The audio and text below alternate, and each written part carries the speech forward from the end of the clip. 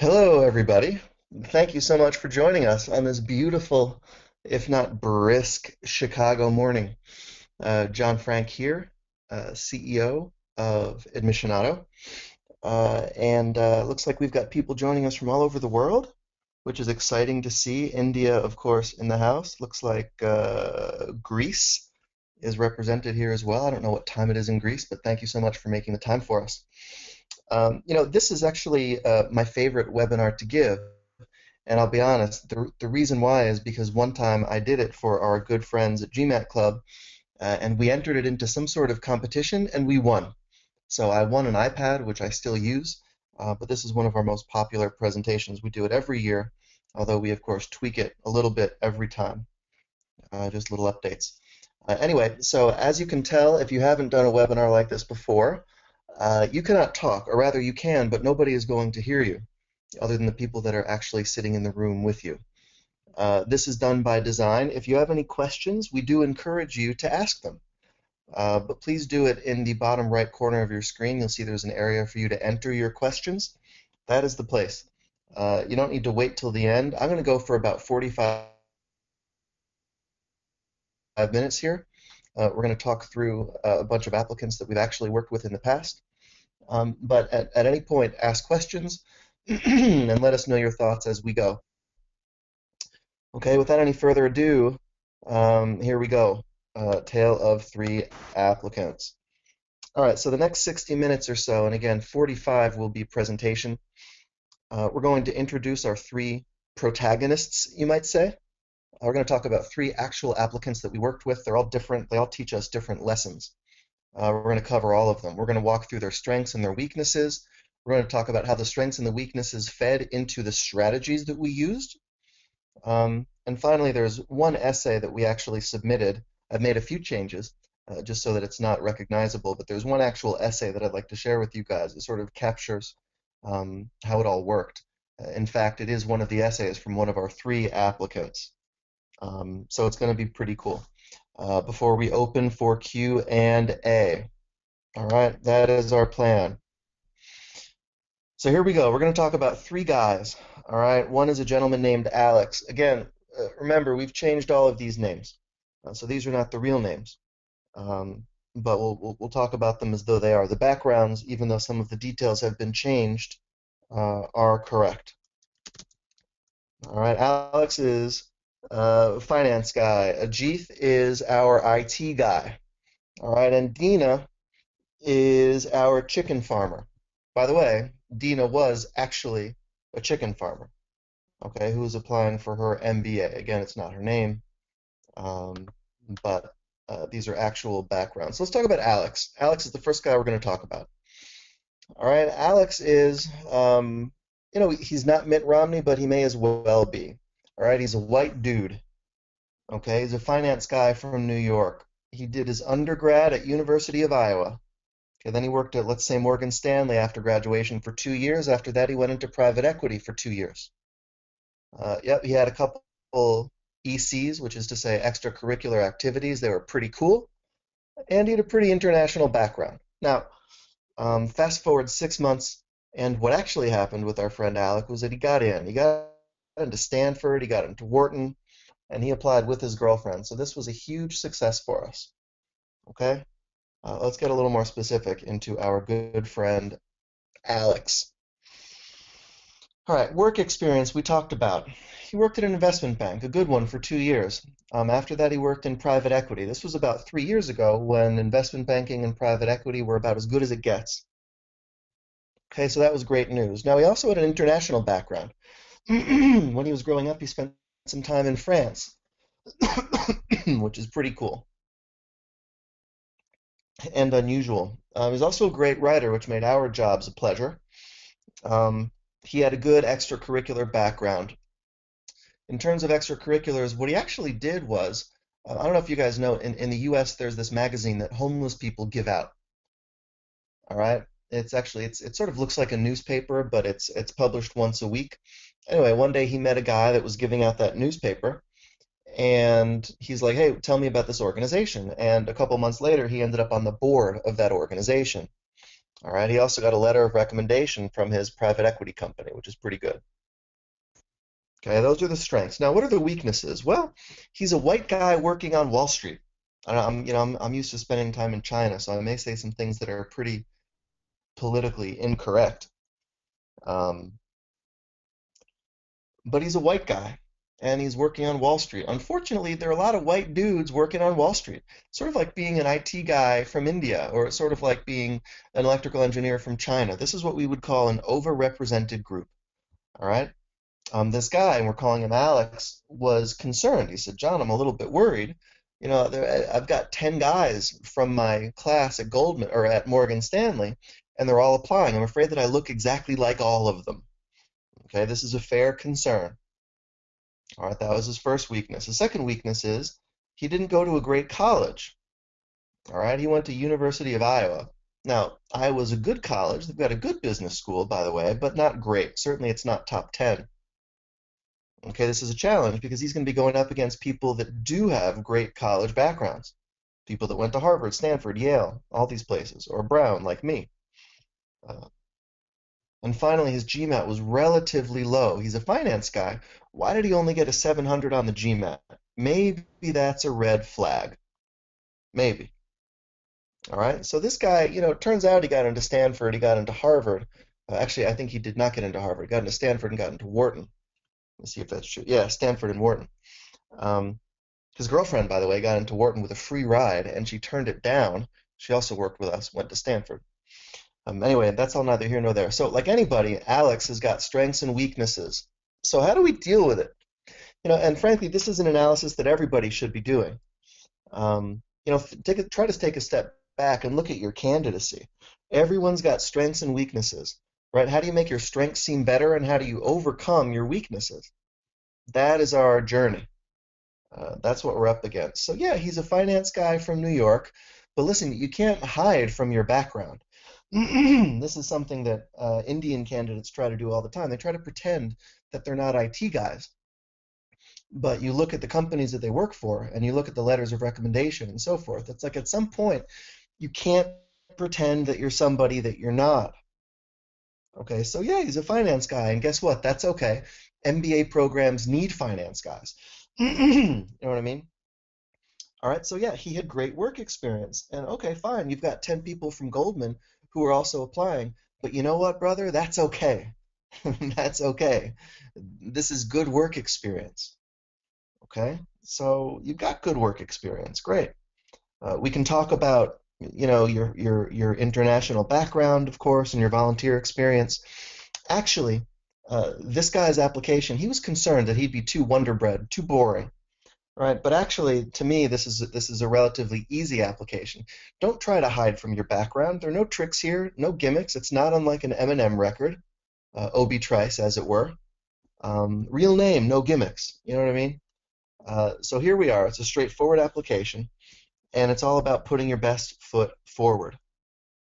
Okay, so what is your best foot forward? Well, at the end of the day, what you need to do in an MBA application is connect your past experiences to your future goals. That's it.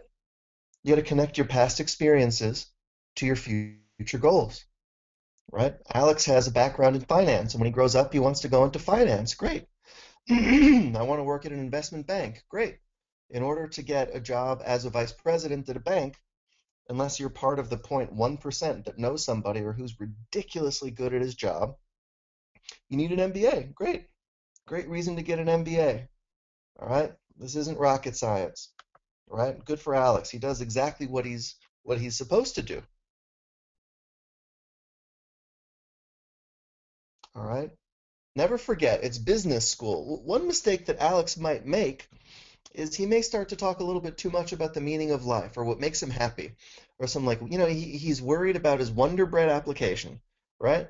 He says, "Oh, I'm just like everybody else." Instead, there might be a temptation to write something strange or boneheaded or about the meaning of life. But remember, this is business school. Okay, here's a guy with a great business application. So what's the problem? His career goals make sense, right? His test scores are okay, but he's connecting his past experiences to his future goals. Now, why is it important to connect your past experiences to your future goals? Well, first of all, as you can see in this slide, you need to get a job. Right? Imagine Alex says, you know what, I'm worried about being a wonder, I'm worried about looking like everybody else. Here's John, here's my idea, he might say. Here's how I'm going to fix it. All right, I'm going to like talk in my career goals about nonprofit stuff. You know, I don't want to be just another banker, so I'm going to mix it up. I'm going to talk about nonprofit. My answer to his question is that no, that is a horrible idea. Why? Because you're going to need to get a job. What nonprofit is going to hire a guy with no nonprofit experience? You follow what I'm saying?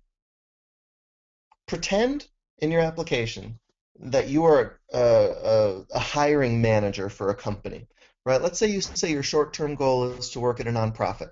Pretend for a second that you're in charge of hiring for that nonprofit. Would you hire yourself based on your application? Do you see what I'm saying? Let's put it this way. Let's say Joan Rivers, right, wants to apply for a job in the real estate business.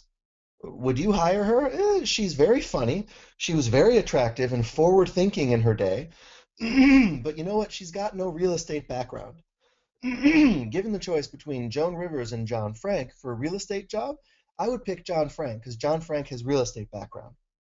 See what I'm saying? Pretend that you are in the position of a hiring manager. Would you hire yourself? Forgive me. Speaking of Joan Rivers, I'm losing my voice. Somebody says, "Oh, but John, what about career changes? I want to do a career change." A lot of people go to MBAs, right? MBA programs because they want a career change. And I get that. I get that. But it's hard. Think about it. You say, "Oh, I have a real estate background," or in the case of Joan Rivers, "I have a comedy background, but I want to switch into real estate." If that were true, you have a lot of answering to do. You have a lot of questions that come up, right? Think about it. If Miss Joan Rivers, you're actually passionate about real estate and not comedy, why has it taken you so long to realize that? Why have you been doing the comedy circuit for the past 60 years and not been doing real estate? What if, for example, Miss Rivers, you take your first real estate internship and you suck at it? You know what I mean? I mean, gosh, you were in front of Donald Trump on The Apprentice for 9 months and you never once did a real estate job. It's a little bit skeptical. All right? Makes me a little bit skeptical. Are career changes possible? Yes, they're possible, but they're hard. You need to somehow be credible. Why would I hire Joan Rivers for a real estate company? Right? Why would I hire this guy Alex, who has an investment banking background, as a nonprofit guy? So the reason we showed Alex is because sometimes it's just a change up down the middle, and that's okay. Here's a normal application, and that's okay. He's got a great application. Don't do anything crazy. All right? Don't do anything crazy. Okay, so that's Alex, the case of Alex. He got in. By the way, we are going to circle back towards the end of this presentation and read Alex's essay, the essay that he wrote for Stanford, which I'm particularly proud of. All right? All right, next up. This is our second of 3 applicants in our tale, our humble tale. All right, Ajit. Okay, Ajit is an IT guy from India. I see we have a lot of people joining us from India. So here we are. Here's our friend Ajit. Did his undergrad at University of Mumbai, spent 2 years at TCS. Now, TCS, for those of you who are not Indian may not know, is a great Indian company, one of the biggest companies and most impressive in India, Tata, T-A-T-A, consultancy in this case. So it's a great company. After that, he worked for 2 years doing some startup SEO stuff. He also had some solid extracurriculars. He's actually a semi-professional dancer. It's not like hip hop stuff. He's not like Kanye West, you know what I mean? But he did like some cool traditional Indian dance stuff, and we'll talk about that more in a second. Anyway, he contacted us after being unsuccessful his first year. He got dinged 8 for 8, and the reason was he's an IT guy from India, and he tried to say, "Oh, when I grow up, I want to be a nonprofit guy." Truly. And we get this a lot in India, because obviously in India, like so many countries, there's a pretty good gap between rich people and poor people. So people with good jobs often in India say, "Gosh, when I grow up, I want to give back." You know what I mean? I want to make India better. The problem is, Ajit, in the application that he did before he signed up with us, did not have any nonprofit experience. So he's exactly like the earlier Joan Rivers example. Joan Rivers is a comedian. You know what I mean? She's not a real estate guy. Ajit is an IT guy. Maybe he's a startup guy. Maybe he's an SEO guy, but he's definitely not a nonprofit guy. So that's what we tried to help him understand why he was unsuccessful the previous year.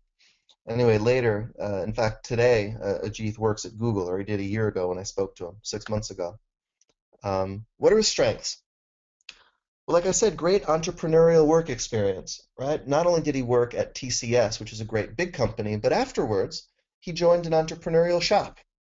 Well, that's good. Haas is going to like that. That's where he ended up going, by the way, was to UC Berkeley. Haas is going to like that. Also, he worked at TCS, which is like the Indian equivalent of McKinsey. All right. Um, Also extremely outgoing, and I could tell this when I was talking to him. You know, like not in a weird way. I mean, he's not like talking with Ajit wasn't like, you know, hanging out with Bozo the Clown or whatever, but he was a really good dude. I was really happy to chat with him. I knew as soon as he got an internship, he was going to be able to seal the deal. You know what I mean? He also had the good dance background that I talked about. So he had a lot of good strengths. Okay, Ajit had a lot of good strengths. Now, what are the weaknesses? And this is one that maybe, given the names that I see on this webinar, this is something that a lot of guys currently may be struggling with. You know, at his worst, he is an IT guy from India. Talk about overrepresented demographics. He's an IT guy from India.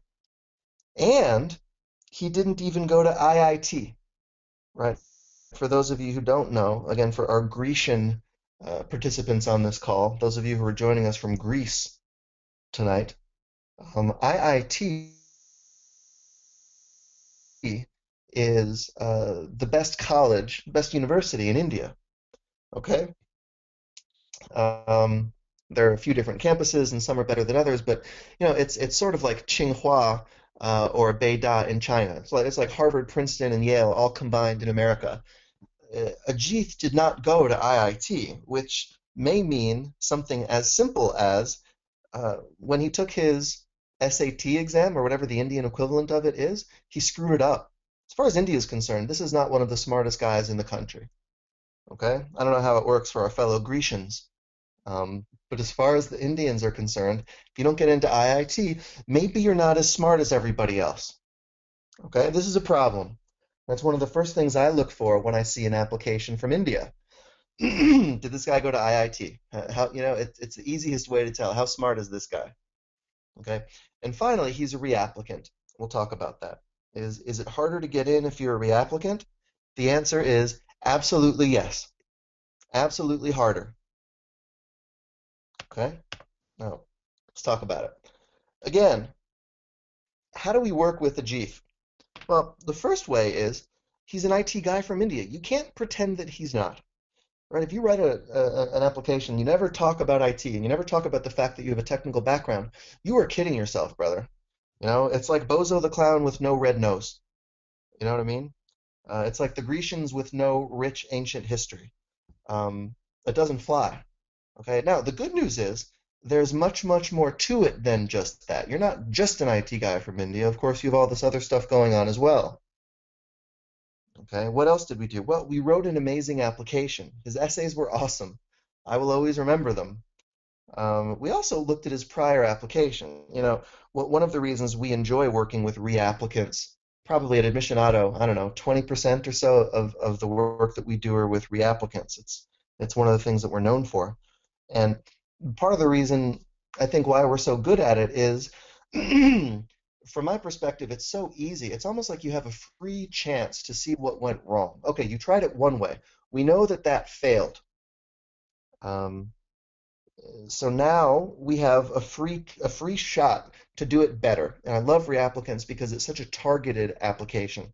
When we looked at Ajit, it's like I said before, he did that weird thing where he's like, yes, my background is in entrepreneurship and IT, but when I grow up, I want to do nonprofit. It's like, oh, you just fell into one of the most, you know, boneheaded traps ever, which we've seen 100 times before. It's sort of like Kanye West rapping at the end of the new We Are the World video. It's like, you know what, dude, that's boneheaded. That's just a boneheaded move. Um, Anyway, we also had to focus on how smart he was. He didn't go to IIT. Okay, so again, we're worried about it. We're worried. Can you prove that you are smart enough to get in? Okay, because the first thing I'm thinking, I see University of Mumbai, whatever the hell that is. All right, are you smart? And the answer in the case of Ajit is that yes. His GMAT score helped quite a bit. Okay, helped quite a bit. And finally, we had some leadership to focus on. People say, what's the most important thing in an MBA application? I say, well, that's easy. It's connecting your past experiences to your future goals. People will also say, what's the most important trait? Okay, what's the most important attribute that successful MBA applicants need? Well, that's easy. The answer is leadership. It's not just Harvard Business School.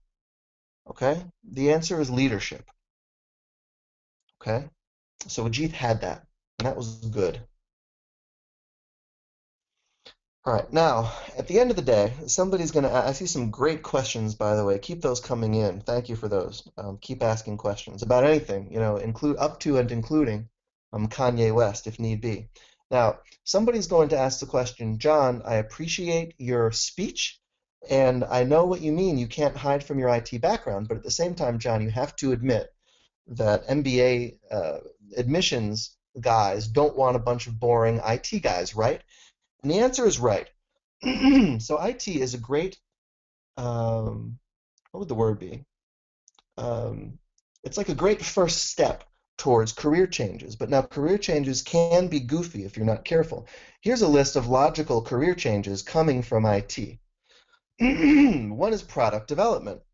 Gosh, this is such an easy change to make. Why do I need an MBA? Well, because I'm good at products. I know the technical side of how things work, but I want to get away from the back end and towards the front end. Okay, well, that's product development. What a logical progression. Okay, IT into consulting. Well, that works too. And why the hell wouldn't it work? What is IT? You're solving problems. What is consulting? Well, it's the same thing, or as we'd say in Chinese, it's Yangda, Ga, right? It's IT into consulting. Great.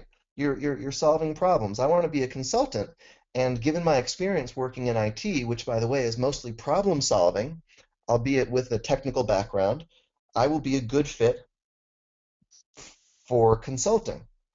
Okay, IT is a path into marketing. Well, this can work as well. Listen, I know how to make things. I know the science behind, for example, how to make a baconator. Which, as everyone knows, is sort of a gun fashioned out of bacon. So, if you know the back end to it, who is more capable of marketing or the front end of it than you?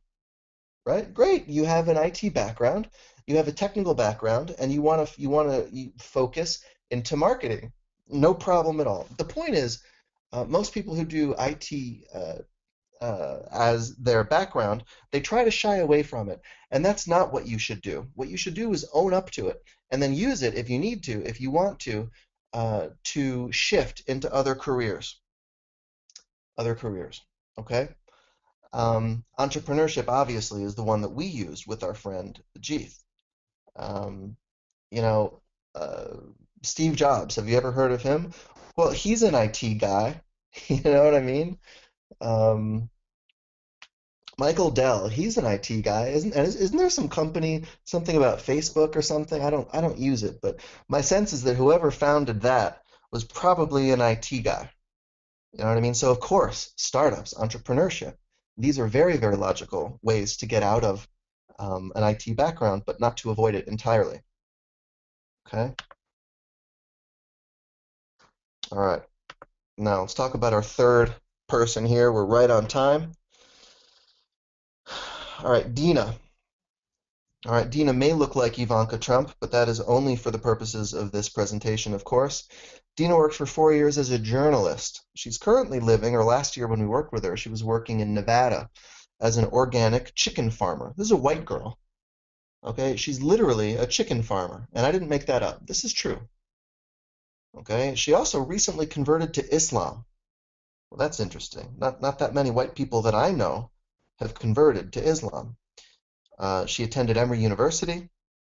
Um, Anyway, so let's talk about our good friend Dina. It's a very unusual situation. Okay, so first of all, her strengths. Now, the obvious strength is that it is a very, very, very interesting story, right? She is a chicken farmer, and it's not even like the kind of chicken like the Tyson chickens that go into like the Wendy's, Baconator sandwiches. You know what I mean? It's like she's an organic chicken farmer, so she's like in the high end. It's a very unique world, okay, that she's involved in. She had interesting work experience, including some leadership stuff. Granted, it was against the backdrop of journalism, but she had some good work experience. She's traveled all over the place. Again, when we chatted with her on the phone, as we do all of our clients, she's a really cool, outgoing girl. All right. Now, what are the weaknesses, however? Well, there are a lot of weaknesses. First of all, she's no real work experience. Yes, she has some leadership stuff, and yes, she has worked for 4 years, granted as a journalist, but it's not like she's at a bank. It's not like she's even doing IT stuff. It's not proper business. I shouldn't say work experience. I should say business experience. Okay, she's also a career changer. Before she was harvesting Baconator sandwiches for Wendy's, she was doing reporting stuff, journalism stuff. That's a little bit goofy. And now in the application, she says that she wants to, go into consulting or whatever it was. Okay, she also has low test scores. So again, like we saw before, we're worried about how smart she is. If you're an Indian guy and you didn't go to IIT, I'm worried about how smart you are. Okay, if you're a white guy, white girl from America, which is to say there's no language barrier, and you still screwed up the verbal section of your GMAT, I'm worried about how smart you are. Or if you're bad at math, I'm worried about how smart you are. Okay, so this is what we're worried about here. Okay, now given all the stuff that we talked about, remember what's the most important thing is connecting past experiences to future goals. Well, how are you going to connect the journalism piece to the Baconator farming piece into McKinsey consulting jobs? This is hard. It is hard to connect past experiences to future goals. You know what I mean? Okay. So what did we do? Well, this is actually interesting. One of the if you go back to Alec, or let's use Ajit because he's fresher in our mind. Remember, Ajit was sort of a typical. If you're not careful, Ajit and even Alex were sort of typical candidates. So one of the challenges is, well, gosh, how do we make them seem interesting? How do you make an IT guy from India interesting and unusual? How do you make, a white dude on Wall Street seem different from all the other white dudes on Wall Street? Okay, here with Dina, we have the exact opposite problem. Okay, Dina, we have the exact opposite problem. Here, the trick is actually we don't need to make her seem interesting. She's already way too interesting. She's got so much interest. Interest is coming out of her ears. You know what I mean? Here's a girl who is literally farming baconators. That's very, it's very unusual. Um, she doesn't have any business experience. She converted to Islam. Okay, in case you guys haven't noticed, Islam has a PR problem in America. There are a lot of people who are not big fans of Islam in America. Okay, this girl is a very unusual application, for better and for worse. Her application is almost a little bit risky, right? Almost a little bit risky. So what do you do? With her, it's almost the exact opposite, okay? It's the exact opposite, which is to say, instead of trying to make her seem interesting, you have to make her seem boring. You have to make her seem safe. You need to take her bizarre experiences, harvesting the baconators and so forth, and you need to make that stuff seem normal. So let's talk about the baconators. Let's talk about the farming experience. What is farming? Well, actually, farming is a business. Hey Dina, did you have to negotiate the price of the land for your farm? Do you have to deal with issues of throughput and manufacturing? What about buying and selling? What about arbitrage? How do we make your baconator seem like a normal business? Okay. Um, or she wants to go into consulting. Okay. Well, while you were working as a journalist, actually you were doing problem solving, right? And Dina will probably say, what do you mean? And I'll say, Dina, you need to connect your past experiences to your future goals. You know what I mean? So if you're going to do that and your past experience says, listen, if we're stuck with journalism, then so be it. And if you want to be a consultant, then so be it. Then we need to argue that your journalism experience is relevant to your consulting goals. Okay? And finally, we need to prove that she is committed to business. Right? This is one of my favorite quotes that we tell people. This isn't meaning of life school, right? This is business school. We once had a Russian client, okay, and actually he had a fabulous background. He was doing cool like international trade stuff, like import export stuff. But for whatever reason, in the first version of his essays, he was writing about, I guess there's a business, something about how women are being taken advantage of and mail order brides, something in Russia. Anyway, he writes an entire essay about when he goes back to Russia, he wants to tackle this problem. He wants to, liberate people and be, just help women who are, underrepresented and don't enjoy the rights that they should. And it was beautiful. It was a beautiful story. But I said to him, I was like, listen, dude, I got to tell you, it's a great story, and I appreciate, every country is struggling in its own way to do whatever they're doing. But, you know, if you were so interested in this issue, the mail order bride thing, if you're so interested in this and in sticking up for women, then why haven't you done it yet? It seems to me like you've been pretty busy doing this really cool, real estate and import export stuff, with Russia, which by the way, at the time was, the economy was blowing up, and you know, so if you're so passionate about this issue, whatever it is, how come you haven't done it yet? And he's like, oh yeah, that's a good point. Well, I've always sort of wanted to. It's like, you know what, dude, it's not good enough. It's not good enough. All right. So anyway, similar to our situation here in Dina, there's no mail order bride issue, but the issue is, listen, Dina, you're going to business school here. You need to prove that you actually care about business. She's like, oh, but can't I write about Islam? And it's so interesting. And, some people might not like it, but some people will think that it's so brave.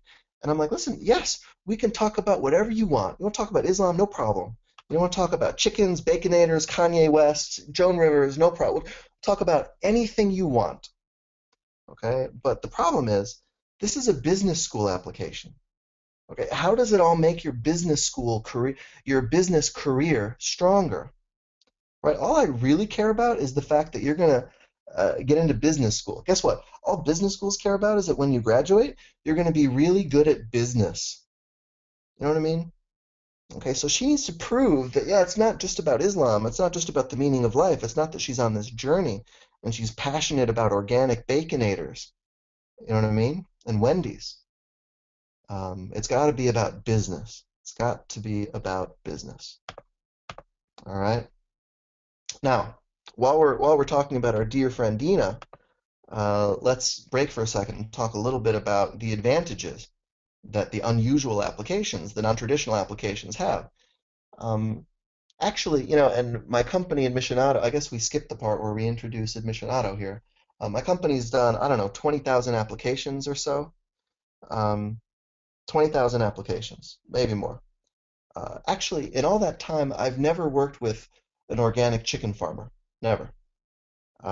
So actually, this is great. It's the rare opportunity to write an unusual application, to write about something that the admissions committee has never seen before. This is an advantage. Of course it is. Okay, what else? Well, actually, you will have an unusual expertise. If you're piecing together an MBA classroom, think about it. Even if you're at Kellogg, and oh, Kellogg's all marketing. No, actually, it would be great to have a farmer in that classroom. Actually, it would be great to have a musician, a pop star like Kanye in that classroom. Actually, it'd be great to have a comedian like Joan Rivers, whatever it is. Every single school, no matter what they're known for, wants a good mix of people in the classroom. So if you have a non-traditional background, great. That means you have another advantage, which means you are an expert, maybe in something that other people are not. Okay? This, by the way, could be very, very bankable. Farming is a huge business. Have you ever heard of Tyson? I promise you, the CEO of Tyson is making many, many, many millions of dollars a year. McDonald's, it's all farming, right? These things are huge businesses. So, maybe the thing that this girl should talk about is commercial farming. That's interesting. Factory farming. Interesting. That is huge business. Okay, bigger business than the meaning of life, for example. Okay, so anyway, all that is good news as far as non-traditional backgrounds are concerned.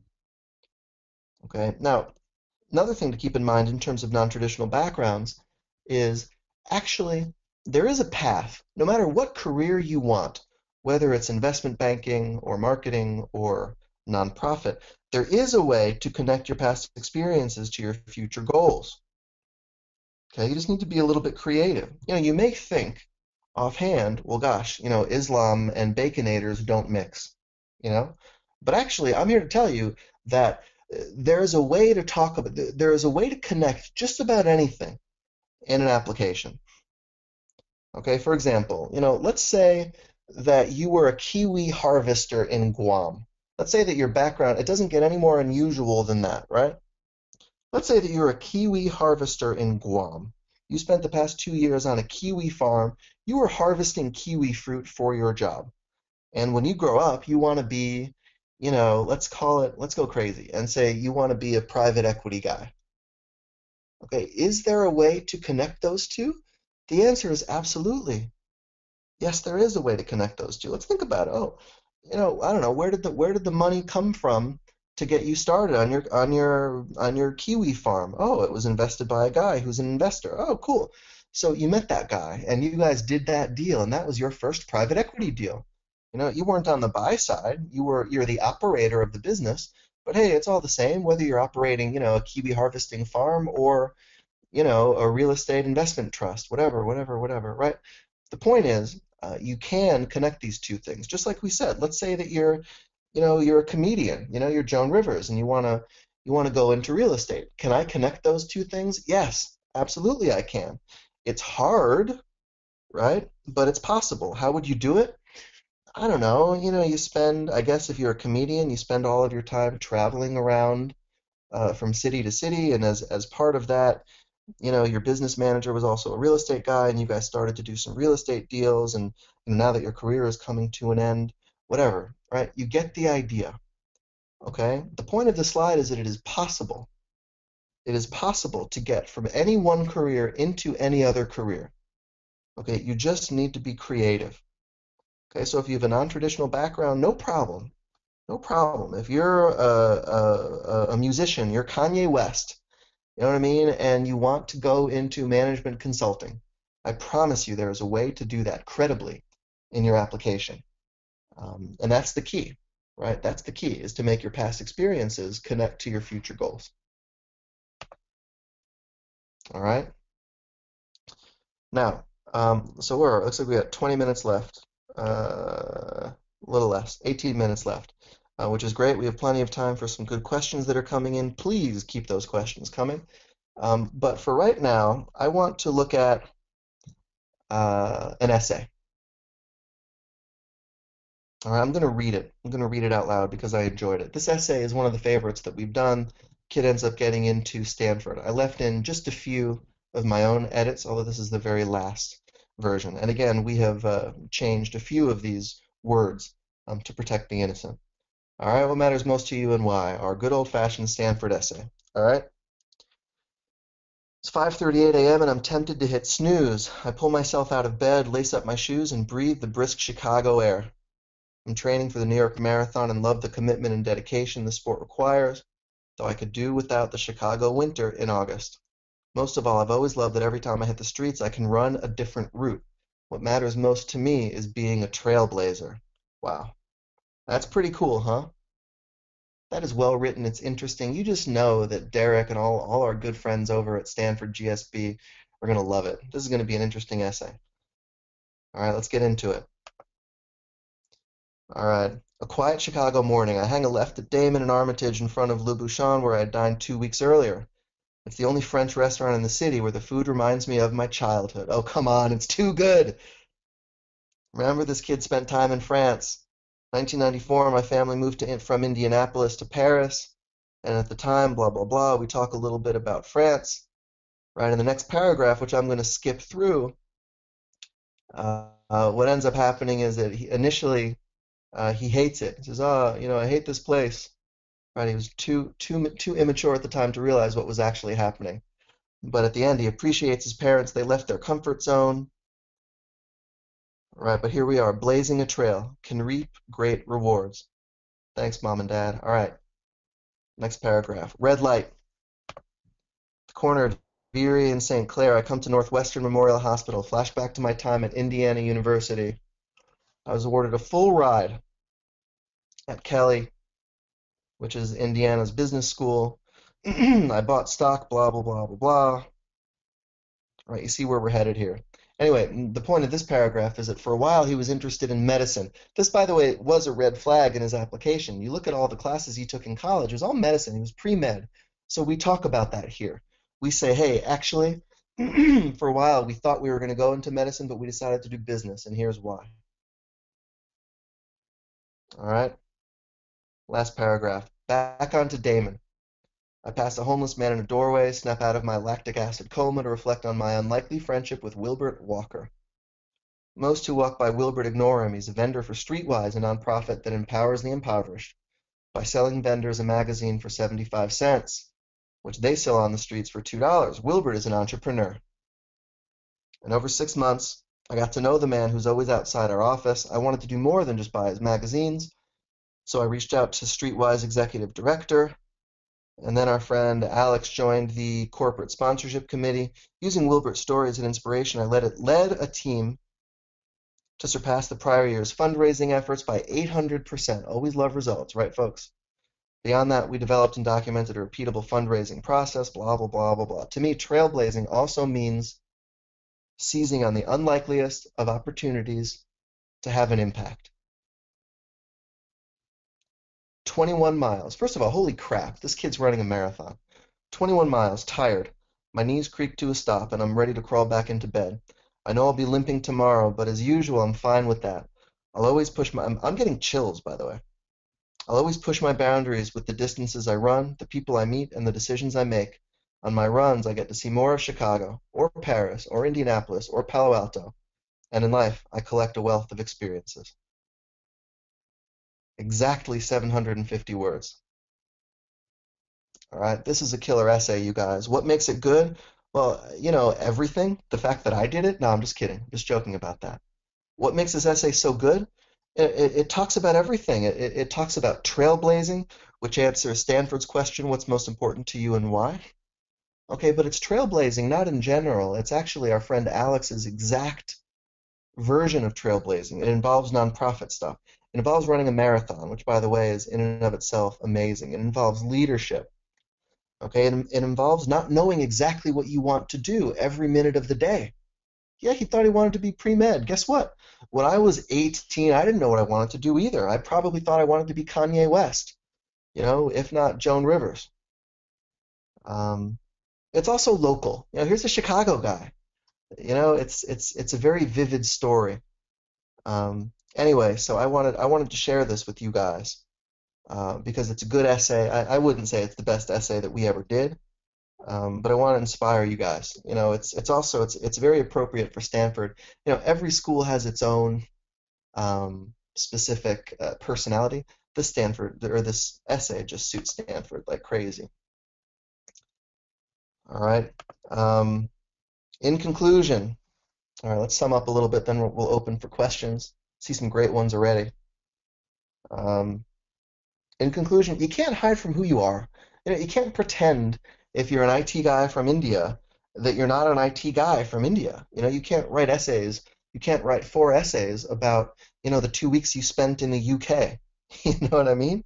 It's okay. You have an IT background. Don't ignore it. You should address it, but you should address it head on. You know, don't run from it. All right. Number 2, put your best foot forward. This is why career changes are so tricky. You know, Ajit had a great background, a great entrepreneurial background. And instead he says, when I grow up, I want to do nonprofit. It's like, dude, you're fucked.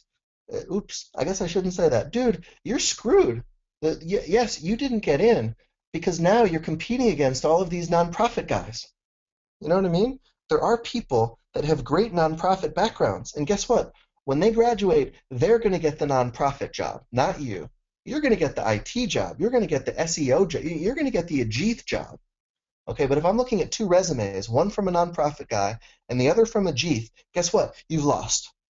Put your best foot forward. Okay? Another point that we made here, which is worth re-emphasizing, is if you have a non-traditional background, the onus is on you to be traditional. You know what I mean? If you're a chicken farmer harvesting baconators, it's like, you know what? You need to prove that you're going to be good at business. You got to prove that, like, when you get to a business school classroom, you're going to fit in. And when you graduate and you're applying for the same McKinsey and Company jobs as the guys that already worked for 2 years at McKinsey and Company, you need to prove that you can talk the talk, that you can walk the walk, that you're going to get the job, right? If you have a crazy background, prove that you can act normal. By the way, the opposite is true. If you have a normal background, of course, the onus is on you to act crazy. You know what I mean? To prove that you're different. Okay, so that's sort of an interesting little contrast, worth pointing out. Okay, and lastly, address your weaknesses. This is one of the reasons why that essay is so good, and why in this presentation it's meaningful, I think, to understand Alex's background a little bit before seeing, the fact that he had that medical thing, which is a little bit confusing. You know what? Let's knock that off in the application. Awesome. Maybe leadership is not necessarily clear. He works for a big company. He worked for Morgan Stanley. Not a whole lot of instances to be a leader as an analyst at a bank. Well, that's okay. We're going to use this essay to talk about leadership and nonprofit. Address your weaknesses, okay, and highlight your strengths. Okay? This is the last slide before we open for questions. Friends and family gone wild. Some of you probably know, if you've met us before, either in person or through the good people at GMAT Club. But our friends and family discount is actually 15%. I think for the next 2 days or 5 days or something like that, we're offering a boost from 15 to 20%. This, by the way, it may not seem like a big difference, but this makes it the biggest discount that we will do all year. So if you're on the fence, or if you're shopping, or whatever you're doing, 20% off is the biggest discount that we'll ever do. So take it seriously. Just make sure to reach out to Lauren and tell her, because we have a few other people that work with us, and if you don't talk to Lauren, if you don't let her know that you were, you found us through GMAT Club and attended this webinar, you're not going to get that discount. Okay. Oh, one more thing worth highlighting is, interviews are coming up. We recently we sort of looked at our interview prep and said, you know what, we haven't changed this in a couple of years. And yet the interview formats have changed. We know because many of our guys are official interviewers for the schools. So we've recently updated all of our interview prep packages. Check them out. They're pretty cool. They're now much different and much better than all the other old stuff that other companies out there are offering. So check it out. All right, let's get into some questions. We've got 8 minutes. Should be good enough for 3 questions for sure. Number 1, how about IT into investment banking? What would be a link and progression? What skills and traits could go from IT into investment banking? Well, thank you for putting me on the spot. This is a hard one. Offhand, the answer is yes. Of course, you can go from IT into investment banking. However, if I were you, I wouldn't. Why? It's just a stretch. When I applied to business school, I said I wanted to go into the real estate business. Okay, why did I say that? Well, because it's so easy. It's so obvious. My background was in real estate. Okay, so when I graduate, hey, if I were to stay working in the real estate business now with no MBA, I wouldn't get the finance background, I wouldn't get the real estate background, I wouldn't get a basis in marketing, all of these things that life as a successful real estate developer require. That's why I need an MBA. When I graduate, I'm going to go work for a real estate company. It's just so easy to argue, and that's, I think, a big part of why I got in. My application just had no risks. Okay, so here's a great question. The question is, can you get from IT into investment banking? My answer is yes, you can get there. How would you do it? I would, frankly, I don't know enough about investment banking. I would probably want you to talk to one of our guys who is a banker. But of course, investment banking in many ways is highly automated. Doing deals and stuff depends on capital markets. Capital markets are calculated technically, through tons and tons of back-end machinery. Maybe there's a way that you can show that and we see this a lot with our Indian applicants, maybe there's a way that you can show that the finance or rather the IT stuff that you did had a link to finance. You know, business, it's all business. Business is numbers. Numbers are finance. Maybe your IT stuff is somehow the back end of numbers, of business, of financy stuff. And then this is an argument that we make all the time, and it's successful. Hey, I don't want to be the back end numbers guy anymore. I want to be the front end deal guy. Okay, and that might be one way to do it. But again, offhand, you know, you don't need to tell the truth about what exactly your short-term and long-term goals are. By the way, no one knows. I don't know what I'm going to be doing 20 years from now. Who knows? You guys are 10 years younger than me. You don't know. That's okay. All right? So why do I make that point? Well, because maybe you have to play the game a little bit. You know, pick a career path that makes sense. You know, I can pick, and in fact, we will send you a copy of this PPT. I can pick 5 other career paths that are easier to argue my way into with an IT background, easier than investment banking. So offhand, can you get into investment banking? Yes, but man, that's going to be hard. I would pick an easier one if I were you. Okay, next question. What if instead of TCS, and for those of you who are Grecian or not Indian or whatever, remember TCS is a big famous Indian company. What if instead of TCS, which is an Indian company, I work with an American company, a big company, part of the Big Four in consulting? Does that increase my chances? The answer is yes, of course. International experience is fabulous. Given the choice between a guy that has, you know, a plum job at GE and a guy that has a plum job at TCS, yeah, I would pick GE. You know, both are great. We can work with great. We have worked with both. But yeah, GE, why? Well, we talk about something, I didn't get to it in this slide, but we talk about something called CSI. Okay, what does CSI stand for? It stands for creativity, soft skills, and an international perspective. Okay, you need to show that you have these things in your application. It doesn't matter what country you're from. You got to show that you have creativity, soft skills, and an international perspective. Now, I'm a little bit worried if all of your bosses and all your coworkers are Indian because you work for an Indian company and maybe you've never left India and you went to an Indian college. Yeah, even if you're at TCS, I know that you're smart, but you haven't proven to me CSI. Okay, so yeah, given the choice, this question says, what if it's an American multinational and not an Indian one? Yeah, both are great, but I pick American because international perspective is important. All right, let's see, one more question here. Why is reapplication a weakness? Won't the experience from the last applications make you even more mature and capable? Do universities have a bias towards, I think you mean a bias against reapplicants? Great question. So I went through this quickly, and as I said it, it occurred to me I didn't do a great job of explaining it. But why are reapplications more difficult than non-reapplications? Okay. The answer is, here's the way that I would look at it. All right.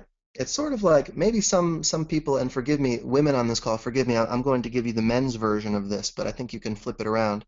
It's sort of like your girlfriend breaks up with you, and like a year later you call her and say, hey, you know, I want, but you know, actually let's do one better. It's like you ask a girl out and she says no, and then a year later you ask her out again. Like why would she say yes the second? Like she already said no. You know what I mean? Like, you're not good enough. So why would she say yes the second time? Now, is it possible that she does say yes the second time? Yes, absolutely. And, you know, the way that the person writes this question is very smart. He writes, or she writes, won't the experience from last year's application make you more mature and capable? The answer has to be yes. And in your reapplication, you need to make that point. You need to say, hey, I didn't get in last year, and guess what? That was the best thing that ever could have happened to me, because here's why. You know what I mean? You ask this girl out, and she says no, right? Obviously, in your second shot at this girl, she's going to say no. Why would I go out with you? I already said no. You need to make this point, right? You've got to say no. But I'm so glad you said no, because you were right. I wasn't ready. I was a dickhead. I was a bonehead. You're right. I was Bozo the clown. But guess what? Do you see a red clown nose on me now? No, I took it off because I get it now.